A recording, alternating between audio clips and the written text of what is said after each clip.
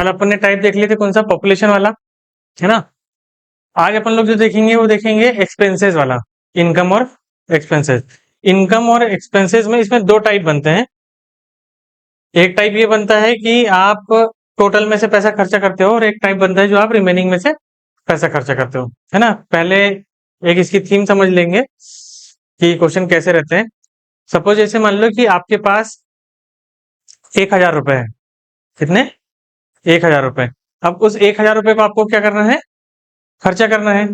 अगर मान लो 200 रुपए आपने ट्रैवल में खर्चा कर दिए, ठीक है, 200 रुपए ट्रैवल में खर्चा कर दिए, 300 रुपए मूवी देखने में खर्चा कर दिए, 300 रुपए मूवी देखने में खर्चा कर दिए, और 400 रुपए आपने शॉपिंग कर लिए, 400 रुपए शॉपिंग कर लिए, तो आपके पास कितने रुपए बचे? 100 रुपए बचे, है ना। तो ये वाला जो कॉन्सेप्ट था ये था कि आपने क्या किया, सारे एक्सपेंसेस को ऐड कर दिए, सारे एक्सपेंसेस को क्या कर दिए? ऐड कर दिए, और आखिरी में आपके पास रिमेनिंग जो बचा वो आपने बता दिए। तो इसमें दो कॉन्सेप्ट होते हैं, ठीक है। एक होता है टोटल वाला, एक क्या होगा? टोटल वाला। दूसरा होगा रिमेनिंग वाला। दूसरा क्या होगा? रिमेनिंग। पहला कॉन्सेप्ट कौन सा होगा? टोटल, और दूसरा रिमेनिंग। टोटल का ऐसे कि अगर मान लो आपके पास 100 रुपए है, मैंने बोला कि 100 रुपए में से आपने 20 रुपए ट्रेवल में खर्चा कर दिए, है ना। फिर 30 रुपए जो थे, 30 रुपीज आपने मूवी में खर्चा कर दिए। फिर इसके बाद 40 रुपीज आपने शॉपिंग में खर्चा कर दिए। इसको ऐसा भी बोल सकते हैं कि 20% आपने ट्रैवलिंग में खर्चा कर दिए, है ना। 20, आपके पास टोटल 100% पैसा रहा होगा। रुपए में कितना था नहीं पता साहब मुझे, लेकिन जो भी रहा होगा वो 100% ही रही होगी। तो आपके पास टोटल पैसे 100% रहे होंगे, उसमें से 20% आपने काय में खर्चा कर दिए? ट्रैवल में खर्चा कर दिए। फिर 30% आपने काय में खर्चा कर दिए? मूवी में खर्चा कर दिए। फिर 40% काय में खर्चा कर दिए? शॉपिंग में खर्चा कर दिए। तो इसके बाद आपके पास शेष कितना बच रहा है? आप बोलोगे 10% बच रहा है, ठीक है ना। ये पहला वाला टाइप का क्वेश्चन आता है। दूसरा टाइप क्या आता है कि आपके पास 100% रुपए है। कितना रुपए है? 100% रुपए है। अब इस 100% रुपए में से आपने 20% काय में खर्चा कर दिए? ट्रैवलिंग में खर्चा कर दिए। 20% काय में खर्चा कर दिए? ट्रैवलिंग में खर्चा कर दिए।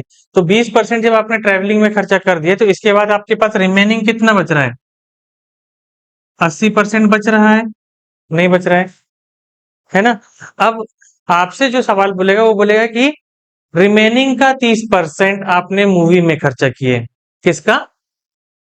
रिमेनिंग का। क्योंकि अब आपके पास जो पैसा है, जो पैसा बचा है, आप उसी में से खर्चा करोगे कि टोटल में से करोगे? मैं बोला आपने 100 रुपए लेके गए थे, उसमें से 20 की तो आपने ट्रैवलिंग कर लिए। अब आपके पास रिमेनिंग कितना बचा? 80। तो अब आप जो खर्चा करोगे काय में से करोगे? 80 में से। तो पहला वाला कॉन्सेप्ट ये है कि आप घर में बैठ के हिसाब लगा रहे थे कि 20% ट्रैवल में खर्चा कर देंगे, 30% मूवी में खर्चा कर देंगे, और 40% शॉपिंग में खर्चा कर देंगे, तो अपने पास 10% बच जाएगा। दूसरी कंडीशन में आप क्या करोगे कि जब पहला खर्चा होगा उसके बाद दूसरा डिसाइड करेंगे। दूसरी कंडीशन में क्या है? पहला खर्चा हो जाएगा, उसके बाद दूसरे का हिसाब लगाएंगे। तो आपने 100 रुपए में से ट्रैवल के 20 रुपए खर्चा कर दिए। अब आपके पास रिमेनिंग कितना बचा? 80%। अब आपको 30% खर्चा करना है। क्या करना है? लेकिन 30% किसका? जो आपके पास बचा हुआ है उसका। तो इसका 30% कितना होगा? 24। तो इसका मतलब आप आपने 24% खर्चा कर दिए। 24% क्या किए? तो 80 में से 24 खर्चा हो गए, तो बचे कितने? 56% आपके पास बच गया। अब इसके बाद बोल रहे 40% जो खर्चा करना है वो किसका करोगे? 100 का, 80 का, कि 56 का? 56 का, क्योंकि जो खर्चा होने के बाद जो आपके पास बचा है आप उसी में से खर्चा करोगे। तब 56 का 40%, तो कितना होगा? 22.4 होगा क्या? होगा 22.4। इसमें से आपने 22.4 ये शॉपिंग में खर्चा कर दिए। कर दिए। अब इसमें से 22 को माइनस करोगे तो कितना बचेगा? पहले 22 में से माइनस माइनस करो 34, तो 34 बचेगा ना, 33.6। तो अब आपके पास कितना बच रहा है? 33.6। कितना बच रहा है? 33 पॉइंट, तो ये आखिरी है आपके पास 33.6%। इतना खर्चा करने के बाद में बच रहा है नहीं बच रहा है? तो पहली वाली कंडीशन में आपके पास कितना बच जा रहा था?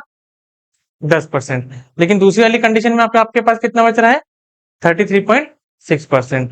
जबकि आपने परसेंट में देखो 20%, 30%, 40%, यहां पर भी आपने 20%, 30%, 40% ही निकाले हो, लेकिन किसका? रिमेनिंग का। किसका निकाले हो? रिमेनिंग का। तो एग्जाम में इसके सवाल आते हैं, बैंकिंग में इसके सवाल सबसे ज्यादा आते हैं, है ना? तो आपको ये ध्यान में रखना है कि सवाल ने पूछा क्या है, वो आपको क्लियर बताएगा कि वो बोलेगा कि 20% खर्चा किया है, या वो बोलेगा कि 20% रिमेनिंग का खर्चा किया है ना? सवाल को कठिन बनाने के लिए वो आधा सवाल टोटल में से बोलता है और आधा सवाल रिमेनिंग में से बोलता है। मतलब कुछ पोर्शन बोलेगा कि टोटल में से खर्चा कर दिया, और कुछ पोर्शन क्या बोलेगा, तो आपको जहां पे रिमेनिंग वर्ड लिखा होगा वहां पे रिमेनिंग से निकालोगे, और जहां पे रिमेनिंग नहीं लिखा होगा वहां पे डायरेक्ट परसेंट लिखोगे। क्लियर है? डाउट है कोई? है ना? इसके बिल्कुल बेसिक से स्टार्ट करते हैं अपन। पहले पहले अपन समझते हैं कि सवालों को बनाना कैसे है, फिर ये वाले पूरे क्वेश्चन कर लेंगे। दोनों के कॉन्सेप्ट समझ में आ गए आपको? कॉन्सेप्ट क्या था अपना, कि टोटल में से और रिमेनिंग में से। सवाल ने अगर रिमेनिंग बोला है तो हम काय में से निकालेंगे? रिमेनिंग से निकाल लेंगे। अगर सवाल ने टोटल बोल रहा है, रिमेनिंग वर्ड का टोटल बोलेगा नहीं, वो रिमेनिंग वर्ड का यूज नहीं करेगा, है ना? ऑब्वियस बात है, अगर रिमेनिंग वर्ड का यूज नहीं कर रहा है तो इसका मतलब काय से निकालने के लिए बोल रहा है? टोटल में से। क्लियर है? डाउट कहीं पे भी? यहाँ पे भी आपका कॉन्सेप्ट यही लगेगा, दी हुई संख्या अपॉन दिया हुआ परसेंट इंटू पूछा हुआ परसेंट। कॉन्सेप्ट सिंपल है, इसके पहले भी मैंने आपको बताया था।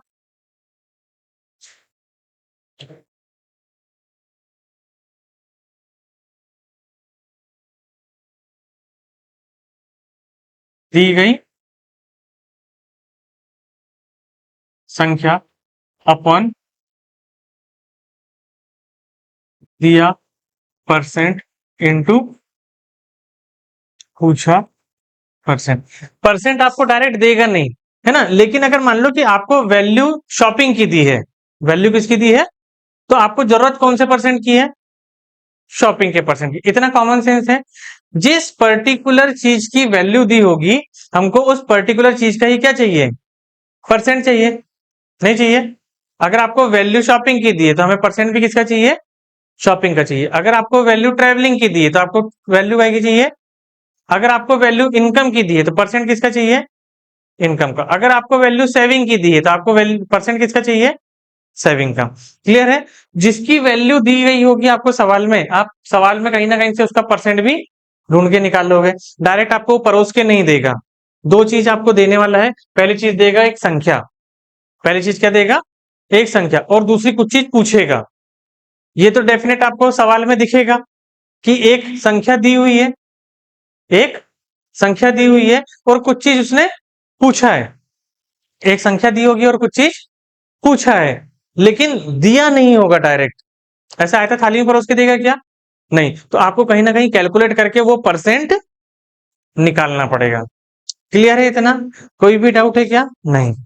अब यहां देखो सवाल क्या बोल रहा है। मोना ने 1620 रुपए LIC में खर्चा किए, जो उसकी इनकम के 18% के बराबर है ना? इतना आसान पूछना चाहिए कि एग्जाम में? नहीं, वो सीधे सीधे बोल रही है कि मोना जो है उनने 1620 रुपए खर्चा किए। काय में खर्चा किए? LIC में। काय में खर्चा किए? LIC में खर्चा किए। ठीक है? और इसी का परसेंट भी दे दिए, जो उसकी इनकम के कितने परसेंट के बराबर है? 18% के। तो इस 1620, ये जो 1620 है, ये कितने परसेंट हो गए? 18%, क्योंकि उसने आयता पड़ोस के दिया है। इतना आसान सवाल आएगा नहीं, लेकिन मैं कॉन्सेप्ट समझाने के लिए आपको बता रहा हूं। 1620 कितने परसेंट के बराबर है? 18% के बराबर है। कितने के? 18 के। ठीक है? पूछा क्या है उसने? Monthly income. इनकम जो होती है किसी भी पर्सन की, वो हमेशा कितना परसेंट होगी? 100% होगी। किसी भी पर्सन की जो इनकम होगी वो हमेशा कितना परसेंट होगी? 100%। मतलब पूछा कितना परसेंट है उसने? 100। तो यहाँ पर क्या हम ऐसे 100 कर लें। अगर आपको 18 का टेबल आता है तो आप बोलोगे 18 वन जा 18, और ये 9 बार चला जाएगा, तो 9 के बाद में कितने जीरो जाएंगे? 1 2 3। और यही आपका क्या है? आंसर है। आया समझ में? बिल्कुल बेसिक था, आसान सा। कोई दिक्कत है? इक्वेशन कैसे बनाने समझ में आ गई? जो वैल्यू दी है उसके डिवाइड में उसी का परसेंट। इनकम पूछा है तो इंटू 100। कुछ और पूछा रहता, अगर इस सवाल में और क्या पूछ सकता था कि उसके पास कितने रुपए बचे। LIC में अगर उसने 1620 रुपए खर्चा कर दिए तो उसके पास कितने रुपए बचे, ये पूछ सकते थे ना। तो 18% तो उसने खर्चा कर दिए, तो बचा कितना परसेंट होगा? 82। बचा कितना परसेंट होगा? 82। तो यहां पर इंटू क्या आगे रहता? तो जब आप इंटू 82 करते तो आपको सेविंग मिल जाता। नहीं मिलता? पूछ सकता था वो ऐसा? पूछ सकता था। लेकिन 82 आपको सवाल में डायरेक्ट दिया है क्या? नहीं, लेकिन इनडायरेक्ट ये बता रहा है कि 18% उसने क्या करा है? खर्चा कर दी है। तो बचेगा ऑब्वियस सी बात है 82। कॉन्सेप्ट में कहीं पे भी दिक्कत है समझने में? क्लियर है? बढ़े आगे? ठीक है। यहाँ देखो, टीना ने 1950 रुपए पीएफ में निवेश करे जो उसकी आय का 13% था। ठीक है। अब 1950 रुपए, तो आप बोलोगे कि उसने 1950 रुपए खर्चा कर दी, जो उसकी इनकम का कितना परसेंट है? 13% है। उसके 3 महीने की आय पूछ रहा है। कितने महीने की? 3 महीने की। तो 1 महीने की आय तो 100% होगी, होगी नहीं होगी? तो 3 महीने की इंटू 3 करना पड़ेगा आपको, नहीं करना पड़ेगा। अब यहां पर देखोगे, 13 से एक बार काटोगे। 13 से कितने बार? एक बार। और ये 13 से कितने बार कट जाएगा? ठीक है। तो 15 के बाद में 3 जीरो, मतलब 15,000। और 3 महीने की पूछा इसलिए इंटू 3 करोगे तो आपके पास कितना आ गया?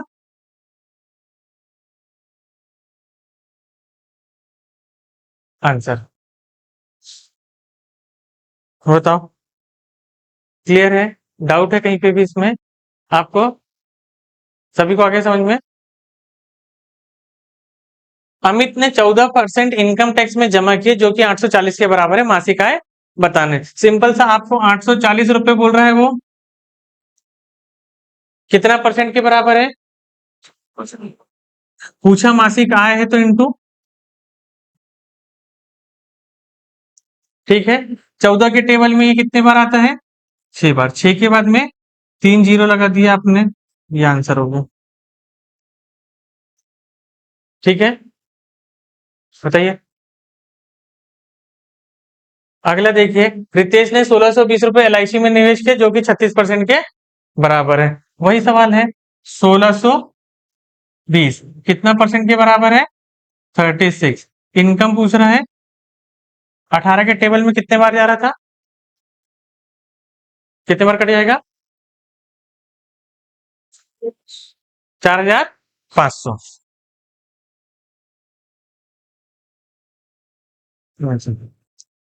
है ना? 18 से 2 बार काट देते, 9 बार आता, 9 से फिर 2 बार काटते तो 4.5 आया रहता। तो 4,000 इंटू करते ना फिर अपन, हाँ, मतलब जीरो है, मतलब 45 आगे रहता। तो 45 टाइम्स कटा रहता है ये, और 2 जीरो लगाते, 4,500 आंसर है। ठीक है।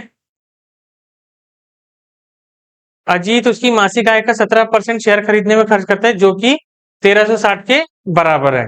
तो आपके पास ये 1360 क्या है? कितना परसेंट है? 17। इनकम ही पूछ रहा है ना उसने। 17 के टेबल में कितने बार आता है? 8 बार। तो ये हो जाएगा 8, 8 के बाद में 3 जीरो।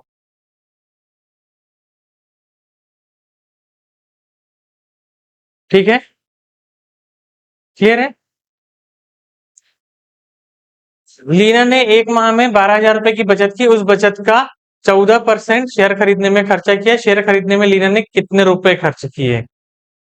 ठीक है, अब ये जो 12,000 रुपए है ना, अब उसके पास टोटल कितने रुपए है? 12,000 रुपए। उस 12,000 का 14% निकालना है आपको। क्या करना है? 12,000 का 14%, तो कितना होगा? 1680 होगा ना। तो उसके पास 12,000 की बचत थी, जो उसके पास पैसे थे, है ना, बचत बोल लो, इनकम बोलो, जो भी चीज है उसके पास का पैसा है ना, तो उसके पास का पैसा अपने आप में कितना परसेंट होगा? 100। तो अब यहाँ डिवाइड में 100 आएगा और इंटू 14 आएगा। क्यों? क्योंकि वो बोल रहे कि शेयर खरीदने में खर्च किए गए पैसा कितने रुपए खर्च किए, तो परसेंट में उसने 14% करे, लेकिन रुपए में बताया क्या? नहीं। तो ये जो 12,000 है, ये 14% के बराबर नहीं है ना। सवाल को समझना। लीना ने एक माह में 12,000 की बचत की, मतलब उसके पास बचत के कितने रुपए आ गए थे? 12,000। तो उसके पास कितने रुपए है? 12,000 रुपए है। अब वो चाह रही है कि उस 12,000 का मैं 14% क्या करूं? शेयर खरीद लूं। 12,000 का 14% का क्या करूं मैं? शेयर खरीद लूं। तो ये जो 12,000 है, ये 14% के बराबर है क्या? नहीं है ना। ये जो 12,000 है, ये उसके खुद के पैसे हैं। तो जो खुद का पैसा रहेगा, वो अपने आप में 100% है, चाहे वो सेविंग के रूप में हो, चाहे इनकम के रूप में, क्योंकि वो इनिशियल पैसा है ना। आपने अगर कोई खर्चे के बारे में बात नहीं कर रहे हो और आपके पास कोई इनिशियल पैसा है, वो कहीं से भी आए, कोई भी सोर्स से आए, तो वो अपने आप में कितना परसेंट होगा? 100% होगा। तो ये 12,000 100% है, और आपको उसका 14% निकालना है ना। मैंने इसका बताया था आपको। आप 10% निकाल लेते, 10% कितना होता? 1200 होता, नहीं होता? 10% कितना होता? 1200। और फिर आपको निकालना है 4%। कितना परसेंट? 4%। तो 120 1% है, तो 1248 480, तो 1200 और 480 1680। तो आप बोलते हैं कि सर 1680 रुपए उसने काय में खर्चा करी है? 1680 काय में खर्चा करी है? शेयर खरीदने में, है ना। हाँ, वही कॉन्सेप्ट है। तो एक तो ब्रेक करने वाला था ना। दूसरा आप ये देखते कि आपने बोले ये दोनों जीरो से दोनों जीरो कट गए, जो भी आंसर आएगा उसमें आखिरी में एक जीरो तो रहेगा ही रहेगा, क्योंकि एक जीरो छोटा है ना। अब देखो 12 × 14, मैंने आपको मल्टीप्लीकेशन में कोई चीज बताया था कि अगर मान लो एक संख्या का गैप है, तो मिसिंग नंबर क्या है इसमें? 13। 13 का स्क्वायर क्या होता है? 169। उसमें से एक कम कर दो, 168। कैलकुलेशन आपके ऊपर डिपेंड है। मैंने आपको बहुत सारी मेथड्स बताया हूँ कैलकुलेशन करने के लिए, खासकर मल्टीप्लिकेशन में तो बहुत ज्यादा है नहीं है। आप कुछ भी लगा सकते हो। परसेंट निकालने में मैंने आपको बताया, आप इसका 10% और 4%, अगर आपको ऐसा लगता है कि ओरल कैलकुलेशन देख के कर ले रहे हो आप वैसा कर लो। अगर आपको लगता है कि मल्टीप्लिकेशन की ट्रिक्स याद है आपको, तो आप वैसा कर लो। कैलकुलेशन के आपके पास बहुत सारे अप्रोच है। अमित एक माह में 16,000 रुपए कमाता है और 12% सोना खरीदने में खर्च करता है, तो सोना खरीदने में खर्च की गई राशि। अब ये जो 16,000 है, क्या ये 12% के बराबर है क्या? नहीं है। क्यों नहीं है? क्योंकि वो इसके एक माह की कमाई है, और एक माह की जो उसकी कमाई होती है वो 100% होती है। तो आप बोलोगे सर ये जो 16,000 रुपए है, ये तो उसकी एक माह की 100% कमाई थी, और अपने से पूछ रहा है कि बताओ 12% जो उसने सोना खरीदा है, उसकी रकम कितने रुपए की है, यही पूछा है। या तो आप ऐसे कैंसिल करके कर सकते हो, कर सकते नहीं कर सकते हैं? नहीं तो और क्या कर सकते हैं आप? इसका 12% निकालना, 10% बोलते 1600 है नहीं है। 1% 160 है, 2% 320, तो 1600 और 320 1920। तो आप यहां लिख देते हैं 1920, ये आंसर आ गया। ठीक है। अब एक चीज और देखो, ये मैंने पहले 16,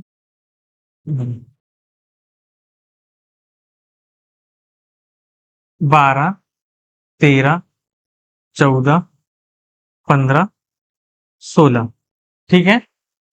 12, 13, 14, 15, 16, इसमें अगर मैं ये दो नंबर और ये दो नंबर को हटा दूं, कितना लिखा है? 14। कितना लिखा है? 14 लिखा है। कितने नंबर को हटाया, मतलब दो या दो इसके पहले इसके बाद में कितने हैं, दो दो है ना, तो दो का स्क्वायर कितना हो गया, चार।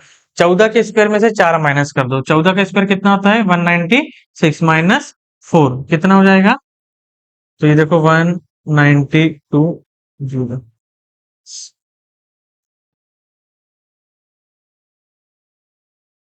था कैलकुलेशन,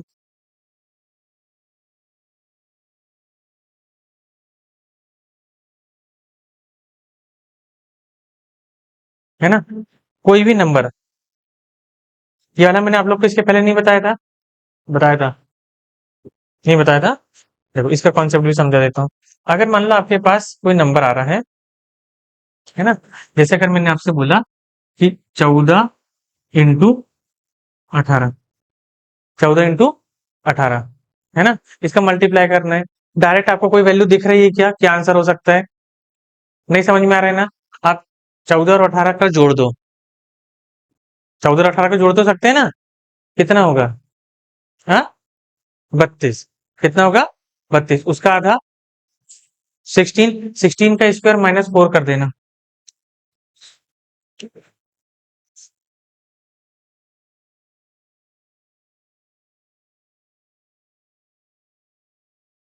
लेकिन दोनों को माइनस करने पे डिफरेंस कितना रहना चाहिए, 4। डिफरेंस 4 दिख रहा है ना अपने को, कोई भी नंबर पे अप्लाई होगा, जहां पे वो डिफरेंस 4 दिख रहा है कोई भी नंबर पे अप्लाई हो जाएगा।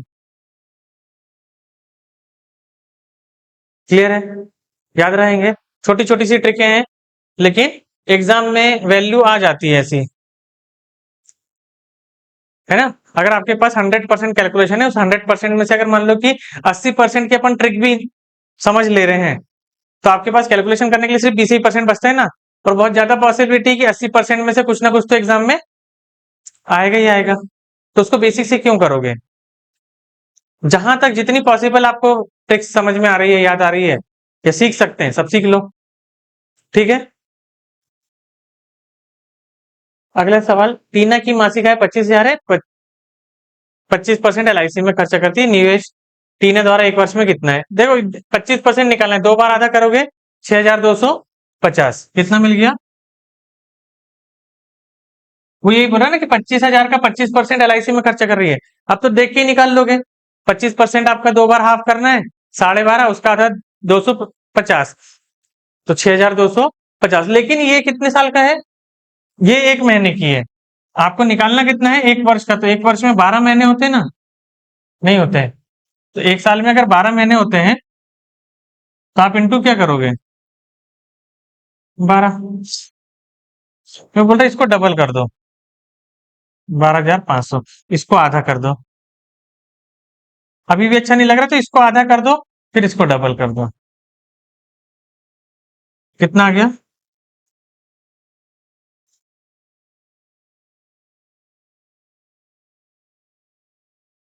ठीक है, ऐसा देख सकते थे। और भी अगर आपको आसान तरीके से देखना है, क्योंकि अब मैं आपको कैलकुलेशन के साथ साथ थोड़ा सा सवालों को समझाने की भी कोशिश कर रहा हूँ कि एग्जाम में जब क्वेश्चन आएंगे तो आप उसको देख के समझोगे कैसे, है ना। आपने बोले 25,000, कितना बोले 25,000, 25,000 कितने महीने की तनख्वाह है, एक महीने की, उसमें से वो 25% खर्चा कर दे रही है, कर रही नहीं कर रही है ना। आप इसको खुद के ऊपर अप्लाई करके देखो कि अगर मान लो कि आप 25%, अपनी तनख्वाह का 25% एक महीने में खर्चा कर रहे हो, कितने महीने में आप पूरी तनख्वाह खर्चा कर दोगे, कितने महीने में, 4 महीने में पूरी तनख्वाह खर्चा कर दोगे ना, नहीं करोगे। अगर एक महीने में 25% खर्चा कर रहे हो तो कितने महीने में पूरी तनख्वाह खर्चा कर दोगे, 4 महीने में, तो 4 महीने में कितना खर्चा कर दोगे, 25,000, 4 महीने में कितना खर्चा कर दोगे, 25,000। आपसे 12 महीने का पूछा है, आपसे, तो 4 कितने गुना होता है 12, 3, तो 25 का भी 3 गुना कर दो, 75,000, आपका ओरल आंसर आ जाता। आप बोलते सर 75,000 में एक साल में खर्चा कर देते, नहीं समझा, लिखना भी पड़ता क्या आपको, नहीं पड़ता ना, मतलब ये कैलकुलेशन के अलावा एक जनरल थॉट है कि आप जनरल कैसे सोच सकते हो, कॉमन सेंस की बात है ना, सर 25% एक महीने में मेरे से खर्चा हो रहा था, तो मेरी पूरी तनख्वाह जो है वो 4 महीने में चली जाएगी। तो आपकी पूरी तनख्वाह तो यहाँ लिखी हुई है ना, तो वो पूरी तनख्वाह आपको निकालना है क्या? नहीं। अब आपको वो बोल रहा है कि 1 साल में कितना खर्चा किए होंगे, तो पूरी तनख्वाह आपकी 25,000 है नहीं है? तो वो पूरी तनख्वाह 4 महीने में खर्चा हो रही है, तो 1 साल में कितनी खर्चा होगी? उसका 3 गुना। तो 25 का 3 गुना 75,000। सोच सकते हैं ऐसा? खासकर अगर आप बैंकिंग, आरबीआई, बैंकिंग फील्ड के जो भी एग्जाम दे रहे हो, आईबीपीएस का, आरआरबी का, आरबीआई का, एसबीआई का, है ना, वहां पे आपको स्ट्रक्चर बेस्ड सॉल्यूशन नहीं होते हैं, थॉट बेस्ड सॉल्यूशन होते हैं, जहां पे आपको एक प्रोसेस से सोचना पड़ेगा। एसएससी रेलवे ठीक है कि एसएससी रेलवे में एक प्रोसेस बेस्ड सॉल्यूशन होते हैं कि एक प्रोसेस फॉलो करो आपका हो जाता है, लेकिन यहाँ पे थॉट बेस्ड, तो वो आप थॉट डेवलप कर सकते हो छोटे छोटे सवालों में देख के कि हाँ ये ऐसा हो रहा है, तो अपन इसको डायरेक्ट ऐसा कर सकते हैं। कोई इक्वेशन बनाई क्या आपने इसमें? नहीं। तो इक्वेशन बना के भी तो सॉल्व होता है ना, कि नहीं होता है ना? तो इक्वेशन बेस्ड जो होती है वो एसएससी रेलवे की प्रोसेस होती है कि आप एक प्रॉपर एक प्रोसेस फॉलो करो, आपका आंसर आएगा। लेकिन बैंकिंग के जब आप क्वेश्चन देखोगे ना, तो आपकी इक्वेशन ही नहीं बन रही है, आपको समझ में नहीं आ रहा कि मैं इक्वेशन कैसे बनाऊं, तो वहां पे फिर आप एक थॉट अप्रोच लगा सकते हो कि सोच सकते हो कि इसको मैं इस तरीके से भी तो देख सकते हैं। क्लियर? अगला, अनिल एक माह में 3600 रुपए की बचत करता है और वह 15% सालाना एलआईसी में खर्च करता है, तो एलआईसी में निवेश की गई राशि कितनी होगी? बन जाएगा ये, आसान है। अब हाँ, अब यहां से देखो, अब थोड़ा सा पैटर्न बदल दिए। किसी कॉलेज में 23% जो है वो फुटबॉल खेलता है ना, एक कॉलेज है, इस कॉलेज में 23% जो है वो फुटबॉल खेलते हैं, उसके बाद 42% जो है वो क्रिकेट खेलते हैं। अब आपको बताना है कि हाँ, फुटबॉल खेलने वालों के नंबर भी दे दिया उसने, फुटबॉल खेलने वाले कितने हैं? 4,600 है। तो क्रिकेट खेलने वालों की संख्या कितनी होगी? वैल्यू सारी सारी वैल्यू आपको आयता परोस के दिया हुआ है ना? आपको मैंने क्या बताया कि सवाल एक संख्या देगा, सवाल ने क्या संख्या दिया है, नंबर क्या दिया है सवाल ने? 4,600। तो आप बोलोगे सर मेरे को सवाल में एक नंबर मिला 4,600, कहीं से अगर इसका परसेंट मिल जाए मुझे तो बात बन जाएगी। तो आप बोले सर वो भी तो आयता दिया हुआ है, कितना दिया हुआ है? 23%। अब मैं बोला चलो ये भी पता चल गया कि 23% सवाल ही ने दिया है। अब सवाल ने कुछ पूछा तो होगा, क्या पूछा सवाल ने? क्रिकेट का। तो जिसका पूछा है उसको मल्टीप्लाई कर दो, तो ये कट जाएगा एक बार, ये कट जाएगा 2 बार, 42 का डबल करोगे तो 84, और उसके बाद में ये आपका आंसर हो गया। बताइए कहाँ तकलीफ है कहीं तकलीफ इसमें? इजी कॉन्सेप्ट है, एक वैल्यू सवाल देगा, उस वैल्यू का परसेंट या तो सवाल देगा या तो ढूंढ के निकालना पड़ेगा। क्या चाहते हो एग्जाम में, सवाल उस वैल्यू का परसेंट दे कि आप ढूंढ के निकालना चाहोगे? ढूंढ के निकालना चाहोगे, क्योंकि अगर आयता देगा वो तो सबको दिखेगा ना, तो बन जाएगा। मेहनत कहाँ पे है? तो जिसने ढूंढ के निकाला वो आगे बढ़ेगा, है ना? तो आपको सिर्फ परसेंट ढूंढ के निकालना है, और वही मेहनत है। जिसने वो सीख लिया बाकी बच्चों से आगे है। अगर ये सवाल एग्जाम में आएगा, आप चाहते हो ये सवाल एग्जाम में आए? चाहते हो क्या? नहीं, क्यों? सब कुछ आयता परोसे हुए है, जो लड़के ने पढ़ के नहीं भी गया है, कहीं कुछ भी नहीं पढ़ा है, वो भी कर लेगा। सारी चीज तो दिख रही ना सवाल में, आयता परोसी हुई है। क्या डिफिकल्टी लेवल, मतलब जो बच्चा पढ़ के जा रहा है उसको भी एक नंबर मिल रहा है, जो नहीं पढ़ के जा रहा है उसको भी एक नंबर मिल रहा है। तो पढ़ने वाले का तो लॉस है ना, कि नहीं है? तो कहीं ना कहीं कुछ तो डिफिकल्टी लेवल एग्जाम में रहना चाहिए। तो हमेशा कोशिश ये करना है कि जितना पेपर टफ आएगा उतना आपके लिए अच्छा है, लेकिन कब? जब आपकी अच्छी प्रैक्टिस हो। कट ऑफ कम जाती है, बनता उन्हीं लोगों को है जिनने पढ़ के गए हैं, जिन्हें पढ़ के नहीं गए हैं उन लोग को नहीं बनता है। अभी रिजल्ट आ रहे हैं, रिजल्ट में समझ में आ रहा है ना कि जिन लोगों ने कुछ नहीं नहीं पढ़ के गए थे उन लोगों के नंबर बहुत कम आए। जिन लोगों ने थोड़ा बहुत पढ़ के गए थे तो वो सोच रहे थे काश 5 नंबर और जाते तो कट ऑफ मिल जाती। ये वो लोग थे जिनका थोड़ा बहुत पढ़ के गए थे, मतलब उनको एक थोड़ा बहुत आता है।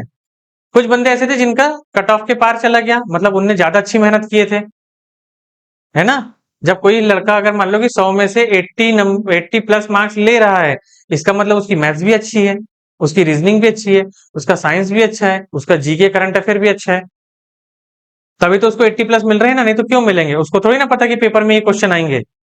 तो जब वो बहुत सारी चीजें पढ़ता है, उसमें से थोड़ी सी चीजें आती है। मैं जब कॉलेज में था तो एक जगह क्लास लगाया था मैं, तो स्पोकन इंग्लिश की क्लास लगाया था 12th में। तो वहां पे एक सर ने बताया कि आप जितना भी पढ़ते हो, है ना, आप जो भी पढ़ोगे, आपको उसका 30% ही बनेगा, याद रहेगा, जितना पढ़ोगे उसका। लेकिन आपको उस 30% को 100% यूज करना है। वो जो 30% है उसको, उसका 30% मत करना, क्योंकि अगर आपने उसका 30% किए तो आप फेल हो। लेकिन आपको जो 30% आता है, जैसे वो इंग्लिश के बारे में बोल रहे थे कि मैं आपको इंग्लिश सिखा रहा हूं, हो सकता है आपको 30% ही इंग्लिश समझ में आए, है ना, लेकिन वो जितनी आ रही है उसी को क्या रखना, अपना 100% रखना, काफी है आपके लिए, आपका काम बन जाएगा।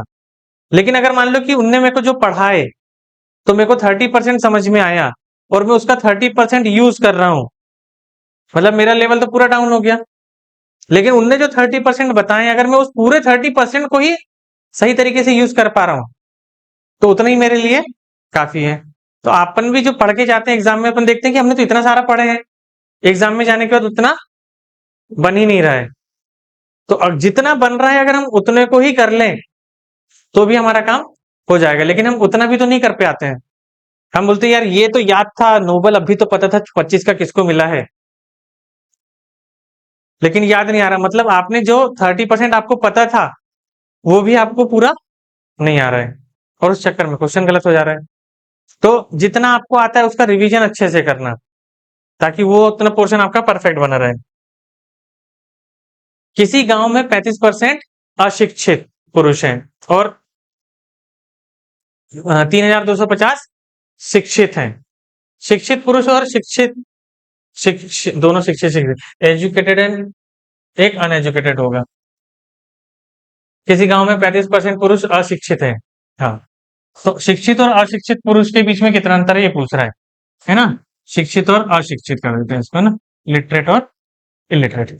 अब किसी गांव में जो लिटरेट मेल है वो कितना है, 35%। और जो इलिटरेट मेल है, अगर ये 35 है, पढ़े लिखे अगर 35 है, तो बिना पढ़े लिखे कितने होंगे, 65। अब टोटल तो 100% ही पुरुष होंगे ना, उसमें से अगर 35% पढ़े लिखे हैं, तो 65% पढ़े लिखे नहीं होंगे।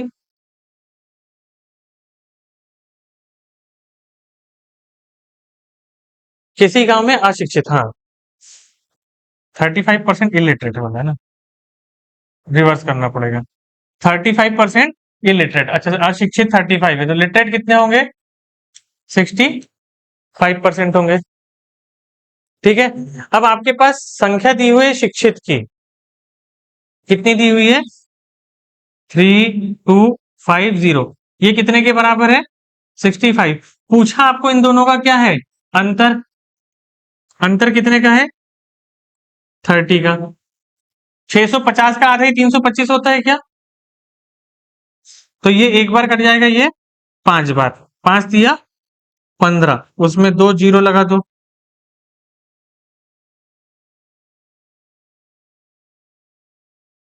ठीक है, क्लियर है ना।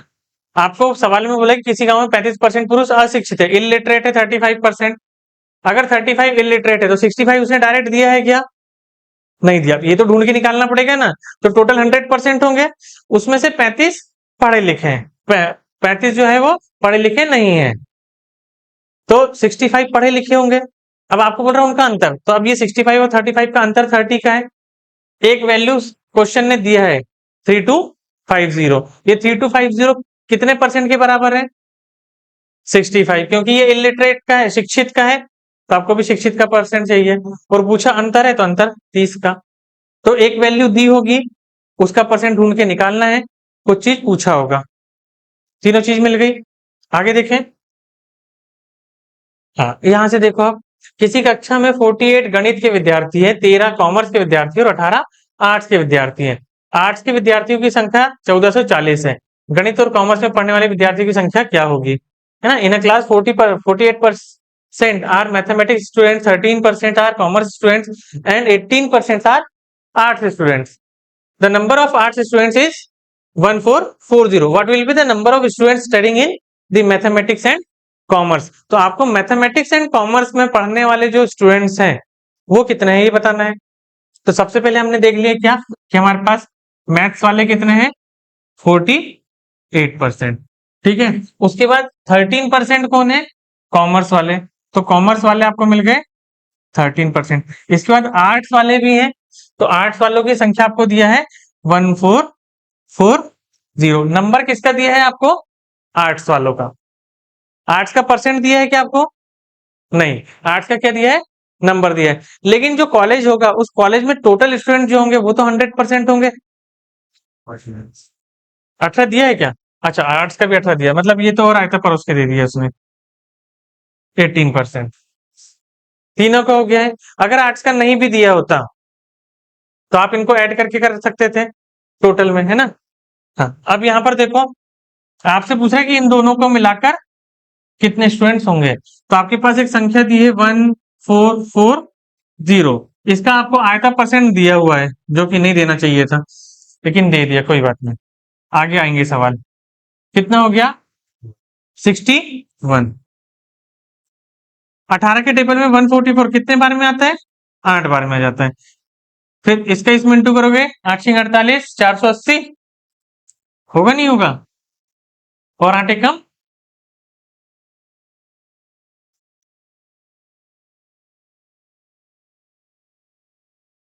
ठीक है, क्लियर। क्योंकि आपको ये पूछा था, वो ये भी पूछ सकता, बताओ कॉमर्स वाले कितने होंगे, तो इंटू क्या करते, 13। अगर बोल रहा था मैथ्स वाले कितने होंगे तो इंटू क्या करते। और अगर ये पूछा रहता कि बताओ बाकी की स्ट्रीम वाले कितने स्टूडेंट्स हैं, मतलब इन तीनों को छोड़ के, तो आप इन तीनों का टोटल करते और 100 में से जो डिफरेंस आता वो करे रहते हैं। क्लियर है, पूछ सकता था ऐसा सवाल यहाँ पे किसी कक्षा में, ये तो वही वाला क्वेश्चन है। पुरुषों की संख्या 11,900 है, महिलाओं की संख्या 50% है, बच्चों की संख्या 33, महिलाओं और बच्चों का क्या हो। आपके पास देखो मेल, फीमेल और childrens, male female and childrens. पुरुषों की संख्या कितनी है, 1911900। फीमेल्स कितनी है 50%। बच्चे कितने हैं 33%। अब यहाँ पे पुरुषों की संख्या दी है, परसेंट दिया है क्या, नहीं दिया है। तो आप बोलोगे सर ये 83% ये हो गया, टोटल मेरा जो भी रहा होगा वो 100% ही रहा होगा। 100 में से मैंने 83 माइनस कर दिया, तो क्या मुझे 17% मिला। तो आप बोलोगे सर ये 11900 जो है ये 17% के बराबर है। मुझे पूछ रहा है कि बताओ महिलाओं और बच्चों की संख्या क्या होगी, तो मुझे 83 इंटू करना है। तो 17 के टेबल में कितने टाइम्स में आएगा, 7 बार में। 8 का इंटू 7 में करोगे तो मतलब 560, 3 का इंटू 7 में करोगे तो 21, 560 और 21 581। तो आप बोलोगे सर 581, और मैंने 2 जीरो छोड़ा था तो ये 2 जीरो भी लगा देते हैं।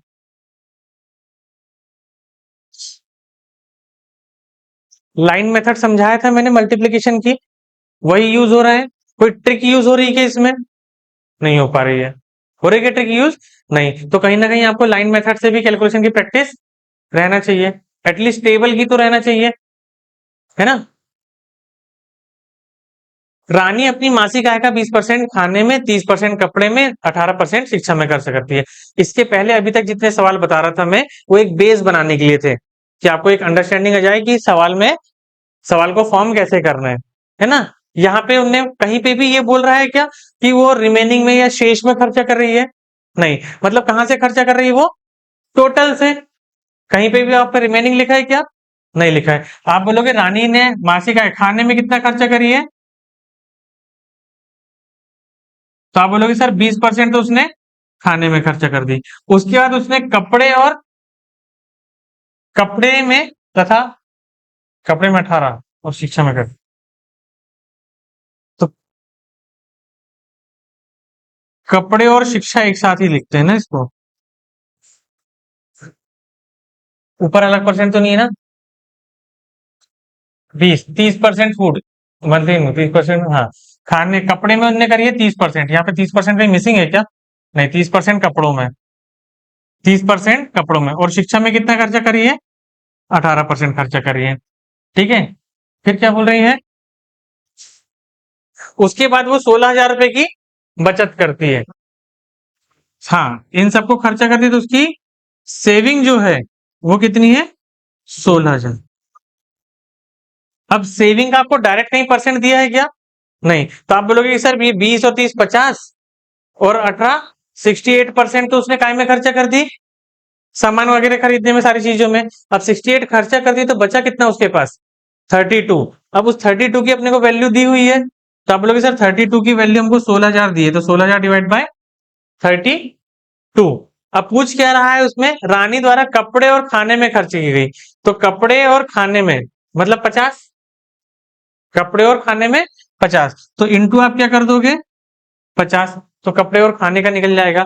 फिर बोल रहा है कि रानी द्वारा, किसके द्वारा? रानी द्वारा कुल खर्च की गई राशि कितनी है? तो रानी द्वारा कुल खर्च की गई राशि कितनी है? 68, तो आप इंटू ये कर दोगे तभी आपका आंसर आएगा। हाँ, मंथली इनकम निकालने के लिए इंटू क्या करोगे? कुछ भी पूछ ले, एक बार आपके पास जो वैल्यू दी है उसका परसेंट निकल गया, तो सवाल आपसे कुछ भी पूछ ले आप उसका आंसर दे दोगे। कैलकुलेशन बताना पड़ेगा। कट जा रही है ना, ये 32 से 5 बार कट जाएगा, 25,000 इधर इंटू, ठीक है। जया अपनी मासिक आय का 12% इनकम टैक्स में, 18% LIC में और 15% PF में खर्च करती है, और 1,575 रुपए की बचत करती है। आप लिखना पड़ेगा क्या आपको इसको? नहीं, आपने बोले कि बचत करती है, तो बचत कितने की करती है? 1,575 की बचत कर ली उसने, ठीक है। खर्चा कितना करी है? तो आप बोलोगे सर पहले 12% करी थी, फिर 18 30 हो गया, और 40 45 मतलब 55 की बचत कर ली थी। तो यहाँ पे मासिक आय निकालना है तो इंटू 100 कर लोगे, और जय द्वारा खर्च की गई राशि निकालना है तो आप इंटू 45 कर लोगे, बन जाएगा। इजी है, कैलकुलेशन तो नहीं बताना पड़ेगा? बताना पड़ेगा, बताओ। कहीं पे भी कैलकुलेशन बताना है क्या? मल्टीप्लाई तो कर लोगे ना, डिवाइड 55 मतलब 11 का टेबल और 5 का टेबल आना चाहिए, मल्टीप्लाई करना है। यश अपनी मासिक आय का 20% खाने में, 30% शेयर खरीदने में, 35% शिक्षा में खर्चा किया, माह के अंत में 3,000 की बचत किया। रुपए आपको बचत के दिए हुए हैं, तो आपका काम क्या बनता है कि परसेंट भी बचत का ढूंढ के निकालो। तो 20 और 30 50 और 35 85 मतलब 15%। पूछ क्या रहा है? उसकी यश की सालाना आय क्या है। ये सारे जो चीजें हैं ये मासिक है, सालाना पूछ रहा है, मतलब एक बार इंटू 100 करोगे और जो भी आएगा उसमें 12 का मल्टीप्लाई कर दोगे, तो एक साल का निकलेगा ना। क्योंकि जो इनकम निकालोगे वो तो आप एक महीने की निकाल रहे हो, ये नहीं निकाल रहे हो। तो 20,000 तो 2,40,000 इसका आंसर हो जाएगा।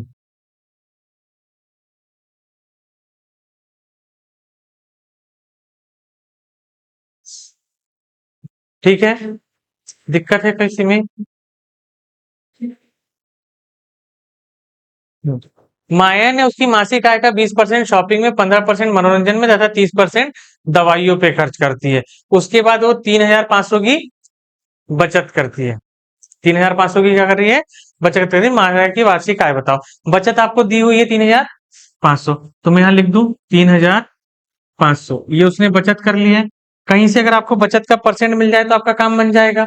तो आप बोलोगे कि 20 और 30 50 65 35 ही मिल रहा है आपको बचत, 35 आपने ये लिख दिए। इंटू पूछ क्या रहा है? माया की वार्षिक आय बता, तो एक बार इंटू 100 कर देना, और फिर जो भी आंसर आएगा उसमें 12 का इंटू, तो ये 35 से करोगे तो 100, 10,000 इंटू 1,20,000 आंसर आ गया। आ रहा है समझ में? क्लियर है? लालू ने अपनी मासिक आय का 12% मनोरंजन में, 22% व्यापार में, 26% शेयर खरीदने में, 25% शिक्षा में, जिसके बाद वो 10,500 की बचत करता है। आसान था। 10,500। अब आप बोलोगे 12, 34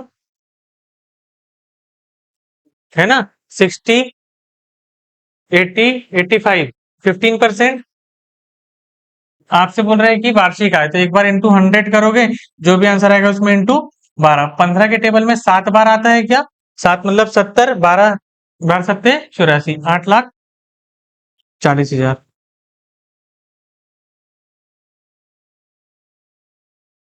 ठीक है।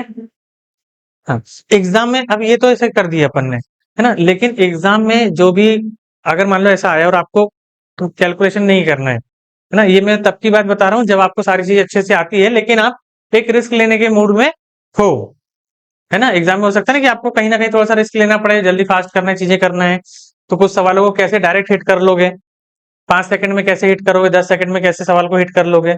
अगर उस तरीके से देखना है तो आप देखोगे, अगर एक सालाना इनकम पूछता है वो आपसे, इसका मतलब वो कहीं ना कहीं 12 का मल्टीप्लाई बोलेगा। 12 से क्या करना है? मल्टीप्लाई। तो इसमें एक बात हमेशा ध्यान रखना कि जो भी आंसर होगा उसके लास्ट के 2 डिजिट जो होंगे वो 4 से डिविजिबल होंगे। लास्ट के 2 डिजिट 4 से डिविजिबल, तो आपने ऑप्शन में देख लो कि लास्ट के 4 डिजिट किससे डिविजिबल है? चारों तो नहीं होंगे, एक या दो तो होंगे ना 4 से डिविजिबल, बाकी नहीं होंगे। अगर मान लो 4 में से 2 ऑप्शन आपके मिल रहे हैं कि जो 4 से डिविजिबल नहीं है, तो वो तो आंसर हो ही नहीं सकता। कि हो सकता है? नहीं हो सकती, क्योंकि 12 से अगर मल्टीप्लाई कर रहे हो तो 4 से डिविजिबिलिटी तो उसकी बनना ही बनना है। ठीक है, उसके साथ आप 12 में देखोगे कि 3 भी होता है, तो आप देख लोगे कि जो बाकी के 2 ऑप्शन बच रहे हैं उसमें सम ऑफ नंबर 3 से डिविजिबल किसमें, तो आपको उन दोनों में से कोई एक ही चेक करना पड़ेगा कि दोनों चेक करना पड़ेगा। एक चेक करोगे, अगर पहला नहीं हो तो दूसरा आंसर है, और दूसरा वो नहीं हो तो पहला आंसर है। तो इसके बाद किसी भी कंडीशन में आपको चेक कितने करना है? एक। किसी भी कंडीशन में कितना चेक करना है? एक ही ऑप्शन को चेक करना है। क्लियर है? तो आप इस तरीके से सोच सकते हैं एग्जाम में, नहीं सोच सकते? सोच सकते हैं ना। मतलब सॉल्यूशन तो है आपके पास, ऐसा नहीं कि मैं आपको सॉल्यूशन नहीं बताऊंगा।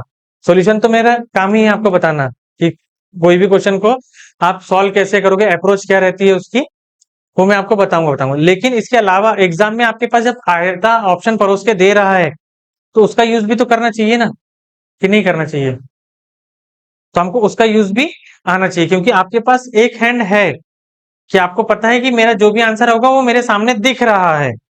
ये 4 ऑप्शन है, इन 4 में से मेरे को एक ऑप्शन दिख रहा है कि इन चारों में से कोई एक होगा, तो एक आपके पास वो हिंट है ना, मतलब एक हथियार आपके पास वो है कि आप उसका यूज भी कर सकते हो। तो उसका यूज आप यूनिट डिजिट में कर सकते हो, उसका डिजिटल सम में कर सकते हो, नहीं तो ऑप्शन बेस्ड में कर सकते हो, जैसा भी मैंने आपको बता दिया।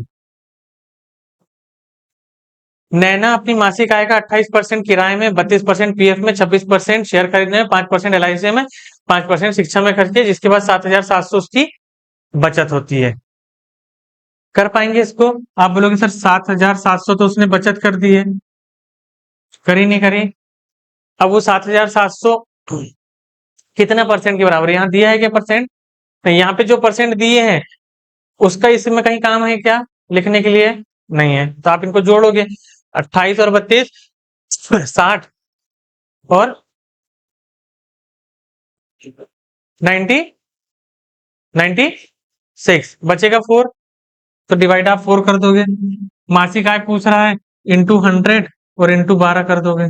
मासिक ही पूछा ना, वार्षिक पूछा है, ठीक है, बन जाएगा कैलकुलेशन। 4 से डिविजिबल है क्योंकि लास्ट में 2 डिजिट 0 है, ठीक है ना। हाँ, यहां से अब आ जाते हैं अपन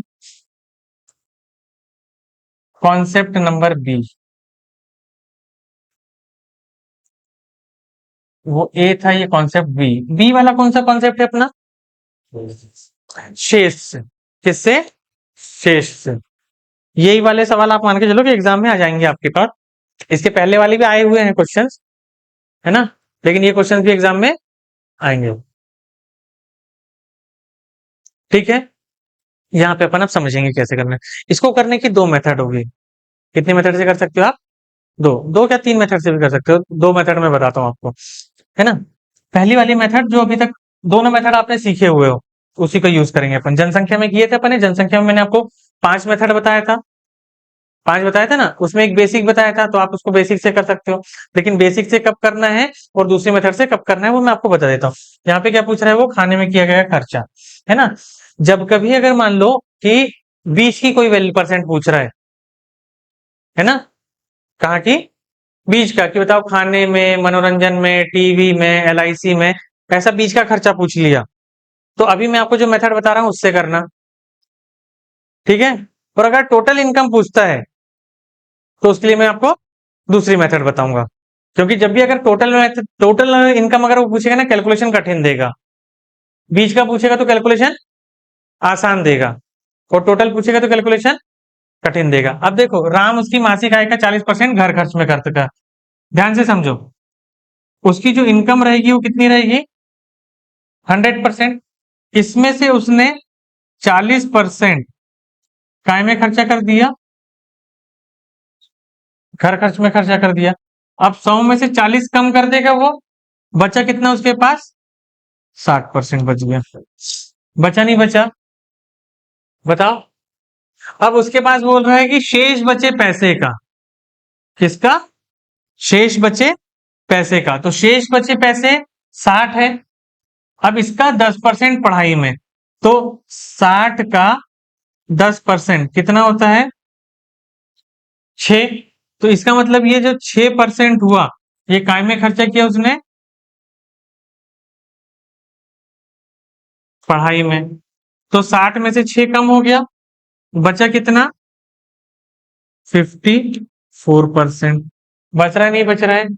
उसके बाद वो बोल रहा है कि शेष बचे पैसे का 16/2/3, 16/2/3। तो 16/2/3 को हम बोलते हैं 1/6, क्या बोलते हैं। तो इसका 1/6 जो होगा वो कितना होगा, 9।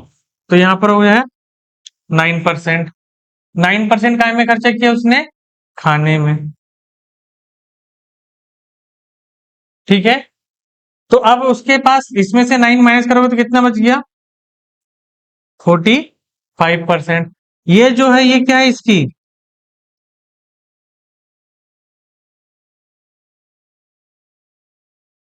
या सेविंग बोल सकते हैं इसको, बोल सकते हैं। अब रुपए में कितने की बोल रहा है वो, तो आप बोलोगे सर मेरे को एक संख्या दी है 9,000 रुपए, और उसका परसेंट मैंने ढूंढ के निकाल लिया कितना, 45। और पूछा क्या है, खाने में किया गया खर्चा। तो खाने में किया गया खर्चा कितना है, यहां से आप ये 10%, ये जो 16.66 है इसका यूज नहीं करोगे। यहां पे आपने जो परसेंट निकाले हो, यूज उसका होगा, है ना। यहाँ पे खाने का बोल रहा है तो आप ये 16/2/3 नहीं करोगे, इसका काम खत्म हो गया, क्योंकि इसी को सॉल्व करके अपन ने ये बनाया परसेंट। तो अब जो खाने में खर्चा किया है उसने एक्चुअल कितना किया है, 9%। इसलिए अपने को ये वैल्यू पूछा उसने, नहीं तो वहीं से आयतन ही पूछ लेते डायरेक्ट, ठीक है। तो यहाँ पर इंटू क्या कर दोगे, 9।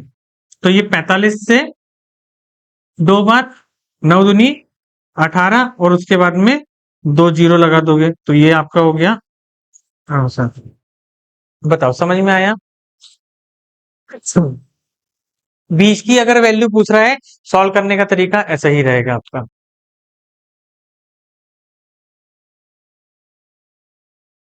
ठीक है। समझ में आया, डाउट है, आ रहा है समझ में।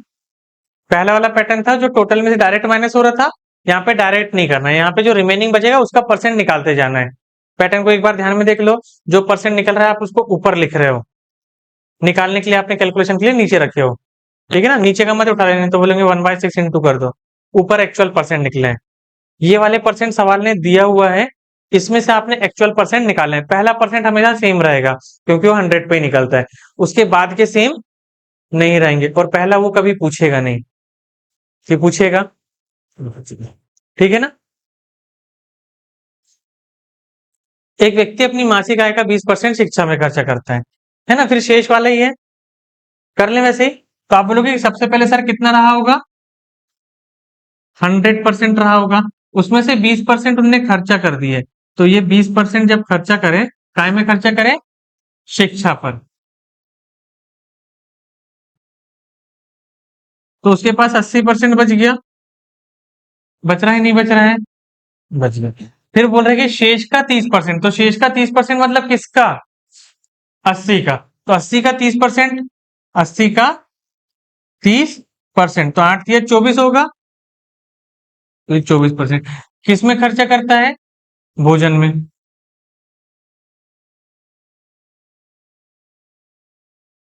किस में खर्चा कर दिया? भोजन में। तो 80 20 56 बच गया आपके पास यहाँ पर।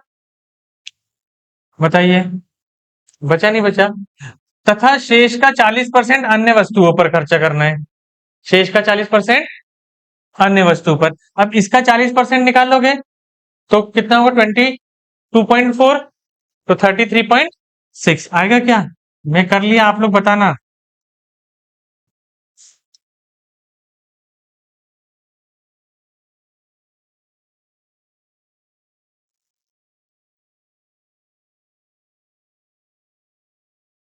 बचत, ठीक है। ये ऐसे ही कर रहे थे ना अपन, नहीं कर रहे थे? हाँ, अब आपको बोल रहे कि बचत 840 है, तो आप बोलोगे सर ये 840 अपॉन 33.6 इंटू 100 करना है। क्यों 100 करना है? क्योंकि उसने मासिक आय पूछा है। क्यों 100 करना है? क्योंकि मासिक आय पूछा है। बताओ,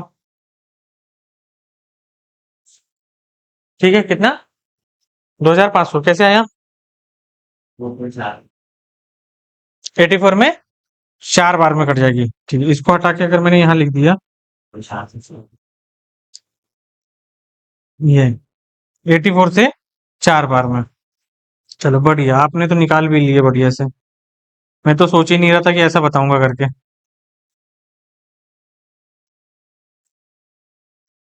है ना? आपने ये देख लिया कि 84 4 टाइम्स आ जाता है। 8 से आपने देखे कितना होगा? 8 चौ 32, 4 चौ 16, है ना? 3200 और 1600 3360 होता है, मतलब ये 4 बार कट जाता है ना? तो यहां से आपने 4 बार कट लिए, 10,000 का डिवाइड 4 करोगे 2500 आ जाएगा, है ना? ये आपने कैलकुलेशन कर ली, बहुत अच्छी बात है। लेकिन मैंने अभी आपको क्या बताया कि अगर बचत वाले सवाल ऐसे, शेष वाले सवाल अगर ऐसे आ रहे हैं, है ना, तो आपके पास एक मेथड और है। तो आप क्या बोलोगे कि मान लेते हैं कि जो भी रहा होगा वो एक्स रहा होगा, उसकी सैलरी, जो भी सैलरी रही होगी वो, है ना? एक्स नहीं भी लिखना है, अच्छा नहीं लग रहा लिखना, तो आप यहाँ पे लिख देते हैं इनकम। क्या लिख देते हैं? उसकी इनकम में से ही पैसा कटेगा ना। तो इनकम में से उसने सबसे पहले कितना खर्चा किया? 20% खर्चा कर दिया, तो बचा कितना उसके पास? 80/100। उसके बाद वो बोल रहा है कि 30% और खर्चा कर दिया, तो बचा कितना उसके पास? 70। उसके बाद बोल रहा है 40 और खर्चा कर दिया, तो बचा कितना उसके पास? इसको और छोटा कर लोगे तो ये हो जाएगा 4 और ये हो जाएगा 5, ये हो जाएगा 7 और ये हो जाएगा 10, ये हो जाएगा 3 और ये हो जाएगा 5। होगा नहीं होगा? और ये सब बराबर में कितना आ रहा है? 840। आ रहा नहीं आ रहा है? अब यहां देखो, 4 दिया 12, 12 सत्ते 84, ये 84 खत्म, 10 बच रहा ऊपर, ठीक है। 5 × 5 25, और उसके बाद में 2,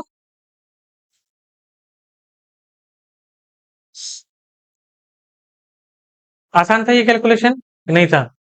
आसान था।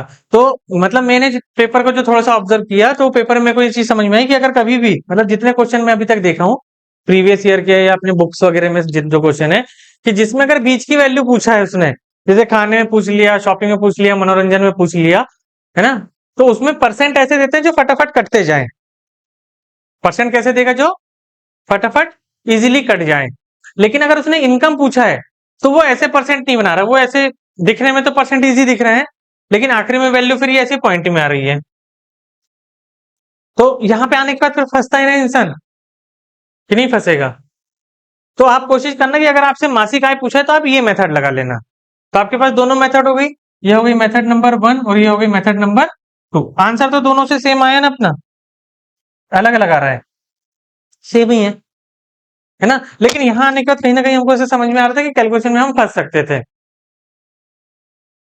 ठीक है, क्लियर है डाउट? कितनी मेथड रहेगी इसको करने की? दो मेथड और भी है, लेकिन वो लगाने से कोई मतलब नहीं है। दो याद रखो, बीच वाला पूछ रहा है तो ऊपर वाली लगाओ, इनकम पूछ रहा है नीचे वाली लगाओ। ठीक है, बाकी फिर वो जो डिजिटल सम लगता है यूनिट डिजिट, इसमें यूनिट डिजिट डिजिटल सम भी लगा देते हैं अपन।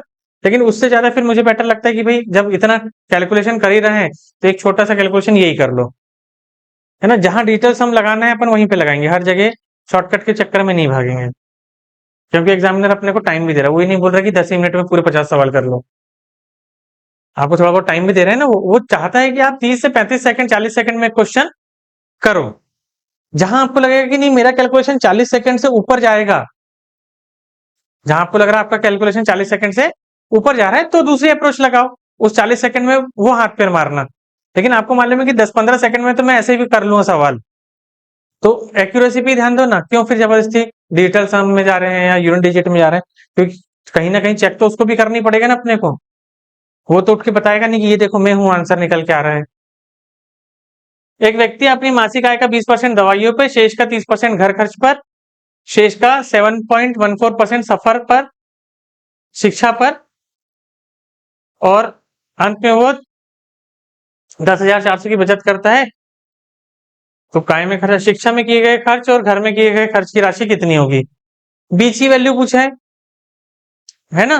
तो बीच की वैल्यू पूछा है तो मैं आपको बोलता हूँ कि सर ऐसा कर लो, 100% रहा होगा, उसमें से 20% उसने काय में खर्चा कर दी, दवाई में। 80 बच रहा है कि उसके पास, फिर शेष का 30%, मतलब शेष का 30% कितना होता है? 824। काय में खर्चा कर रहे हैं? घर खर्च पर। तो बचेगा कितना? 56। उसके बाद बोल रहा है कि 7.14, 7.14 का मतलब कितना होता है? 1/14। तो 14 से कितने बार कट जाएगा? 4 बार। तो यहां हो जाएगा 4%। ये काय में है? शिक्षा में।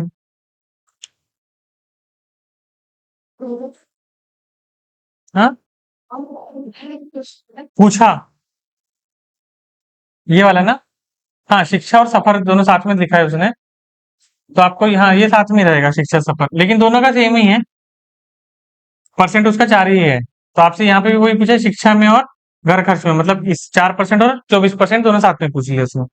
माइनस करोगे तो कितना आएगा? 52%। तो ये 52% क्या है आपकी? क्या सेविंग की कहीं ना कहीं उसने रकम दी हुई है? कितनी रकम दी हुई है? उसका परसेंट कितना निकला? पूछा है उसने 28%, है ना। दोनों को 4 और 24 जोड़ दोगे तो ये एक बार हो गया, ये दो बार, 28 दूनी 56, 5,600। अब देखो कहीं ना कहीं आपको समझ में आया कि जब आपसे बीच की चीज पूछा तो कैलकुलेशन यहाँ पे आसान दे दिया था, नहीं दिया था? तो सवाल में अगर कल कठिन दिख रहा है, सॉल्यूशन में इजी है, सवाल में इजी दिख रहा है, सॉल्यूशन में कठिन हो जाता है फिर वो आके, है ना। ये एग्जाम में ही आया था क्योंकि क्वेश्चन, इसलिए वो क्लियर है।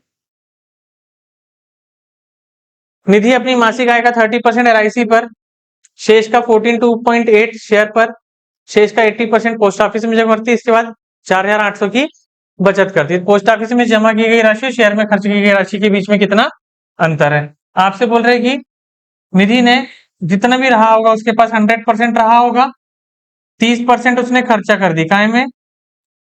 LIC में। बच रहा कितना है उसके पास? 70%। अब इसके बाद वो 14, तो इसका मतलब होता है 1/7, मतलब 10% काय में खर्चा कर रही है वो? शेयर में। तो 70 में से 10 कम हो गए तो कितना बच रहा है? 60%। इसके बाद कितना बोल रहा है? 80%, है ना। तो 60 का 80% कितना होगा? 48। तो आप बोलोगे 48% काय में खर्चा कर रही है वो? पोस्ट ऑफिस में। माइनस करोगे तो कितना बचेगा?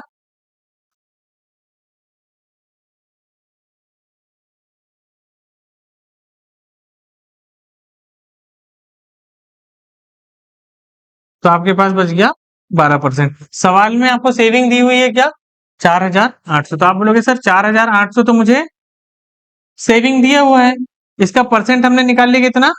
12। पूछ क्या है? अंतर शेयर और पोस्ट ऑफिस का, तो 38 का अंतर है क्या? तो 12 से एक बार, 12 से 4 बार, 416, 152 के बाद में 2 जीरो।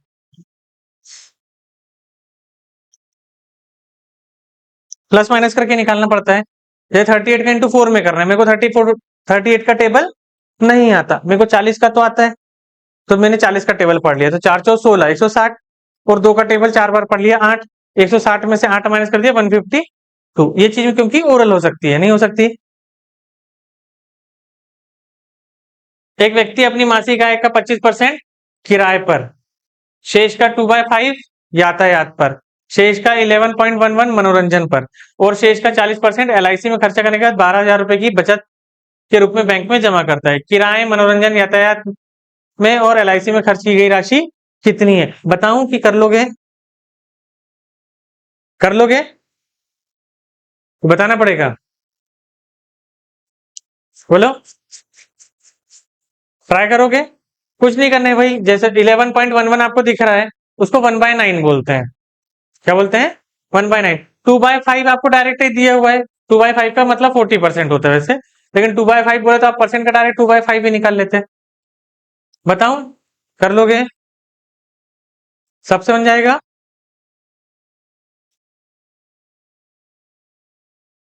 किसी लाइब्रेरी में 40% पुस्तकें अंग्रेजी भाषा में, शेष पुस्तकों में से 40% हिंदी में है, और शेष पुस्तकें क्षेत्रीय भाषाओं में। हिंदी में यदि कुल 4,800 पुस्तकें हैं, तो बताओ लाइब्रेरी में कुल कितनी पुस्तकें होगी? बता पाएंगे? दोनों तरीके से कर सकते हो आप। पहली मेथड से भी कर सकते हो और दूसरी से भी कर सकते हो, आ जाएगा आंसर। ठीक है, PDF है आपके पास, PDF में क्वेश्चन मिल जाएगा। पुस्तकालय में 20% पुस्तकें अंग्रेजी भाषा में तथा शेष की 50% पुस्तकें हिंदी भाषा में। यदि शेष 900 पुस्तकें क्षेत्रीय भाषा में, तो कुल पुस्तकें कितनी होगी? 80 का 50, 40।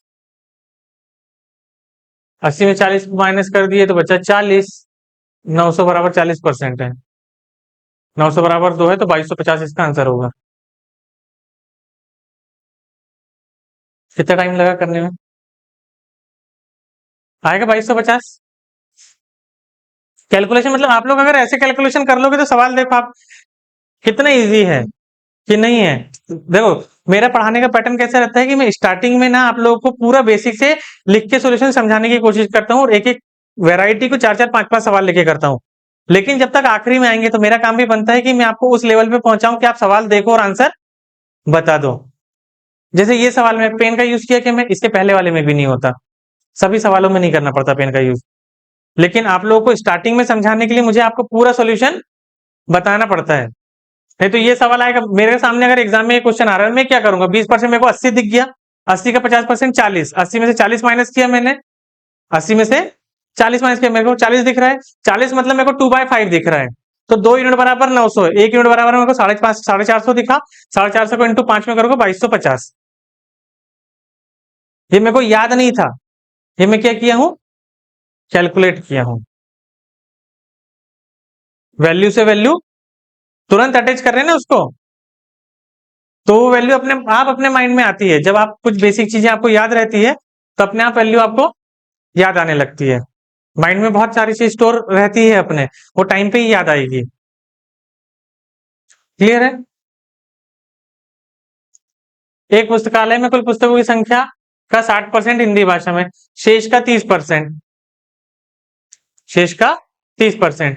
फिर इंग्लिश की शेष बची पुस्तकें अन्य भाषा की पुस्तकों, यदि अन्य सभी भाषाओं की पुस्तकों की संख्या कितनी है? 14,200 है। पुस्तकालय में इंग्लिश की पुस्तकें कितनी होगी?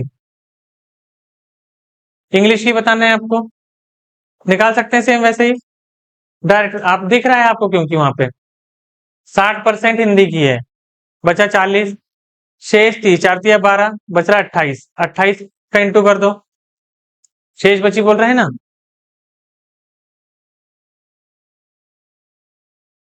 कर लोगे? ये तो बहुत ही आसान है, ऐसे ही बता देना। गलती से आ गया ये सवाल। गांव की जनसंख्या 1 लाख थी, 10% लोग गांव से चले जाने के बाद गांव की जनसंख्या कितनी होगी? 90,000। 10% चले गए ना, 10% जाने के बाद गांव की जनसंख्या कितनी होगी? 90,000। हाँ, ये वाला एक, ये तो कर लिया ना अपन ने अभी, कर लिए ये सवाल। ये वाले सवाल को बताओ। 10,000। देखो क्या बोल रहे हैं, अशोक के पास जो राशि थी, है ना, अब ये हो गया अशोक। अशोक के पास जो भी रही होगी वो 100% रही होगी। उसका 20% उसने मनोज को दे दिया, तो 100 में से 20% इसने किसको दे दिया? मनोज को दे दिया। अब इसके बाद अशोक तो चला गया, मनोज ने क्या किया कि अशोक से मिली राशि का 1/5 अमर को दे दिया। 1/5 ही 4 है, 1/4, 1/4 अमर को दे दिया। तो 1/4 वो 100 का देगा कि 20 का देगा? तो 20 का 1/4 दे दिया, तो अमर के पास कितना परसेंट पैसे हो गए? 5% पैसा। अमर के पास कितना परसेंट पैसा गया? 5%। फिर उसने क्या किया कि अमर ने प्राप्त धन में से 200 रुपए टैक्सी ड्राइवर को दे दिया, दिया नहीं दिया? और उसके बाद उसके पास 300 रुपए शेष बचे।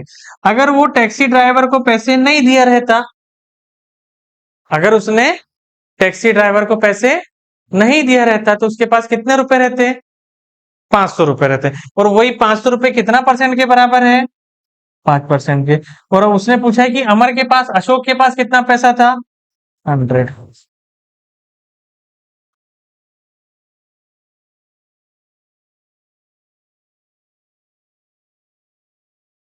एग्जाम में आया था ये क्वेश्चन। कठिन नहीं रहते एग्जाम के क्वेश्चन, कभी कठिन नहीं रहते हैं। वो सिर्फ थोड़े से ट्रिकी रहते हैं, कि जहां अगर आपको अच्छे से कॉन्सेप्ट मालूम है तो आप कर लेते हो। हाँ, ये तो इजी है फिर भी। ये, हाँ, अमर, हाँ, अगर आप लिखोगे नहीं ऐसे, तो अशोक का अमर और अमर का अशोक कर सकते हो आप, क्योंकि आ दिख रहा है आपको वहां पे। ठीक है, ये वाले अपन कल देख लेंगे फिर अब।